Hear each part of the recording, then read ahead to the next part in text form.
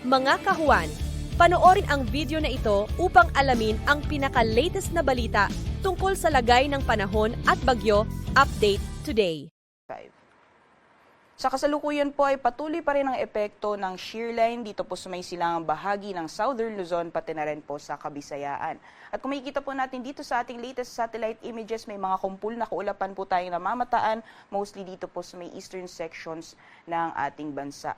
So may bahagi po ng Bicol region, pati na rin po sa mga karatig na probinsya ng Mimaropa, dyan po sa Quezon, as well as Eastern Visayas, magiging maulan po yung panahon, dulot po ng epekto ng shear line o yung pagsasalubong ng malamig at mainit na hangin. At dito naman po sa may eastern sections ng Mindanao, dyan po sa Caraga, pati na rin sa Davao region, ay makakaranas din po ng maulan na panahon.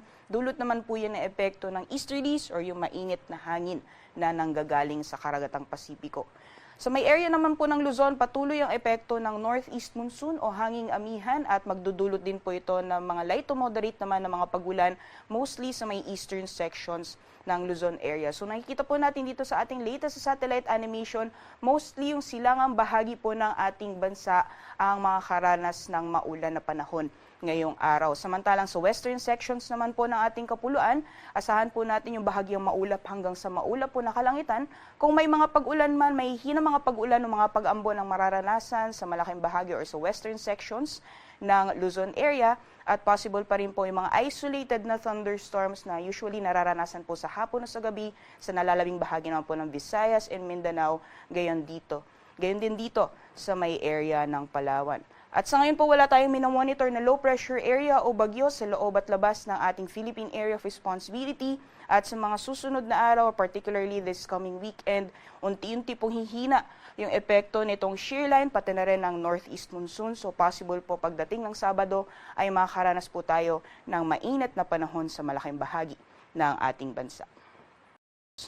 Sa kalagayan naman po ng ating karagatan, may gale warning po tayo nakataas sa ilang dagat baybayin po ng Luzon at Visayas. Yung area po na highlighted ng pula, yan po na inaasahan po natin yung maalon hanggang sa napakaalong karagatan, dyan po sa dagat baybayin ng Ilocos Norte, sa Batanes, sa Cagayan kasama ang Babuyan Islands, dyan po sa Isabela, Aurora, Northern Quezon, as well as sa northern at eastern coasts ng Polillo Islands, sa hilagang dagat baybayin po ng Camarines Sur, sa may Catanduanes, eastern coasts ng Albay, Sorsogon, northern and eastern coasts ng Northern Samar, gayon din si eastern coasts ng Eastern Samar. So yung area po na highlighted ng pula, naasahan po natin yung maalon hanggang sa napakaalong karagatan na maaaring umabot po ng 5.0 meters yung taas ng mga pag-alon.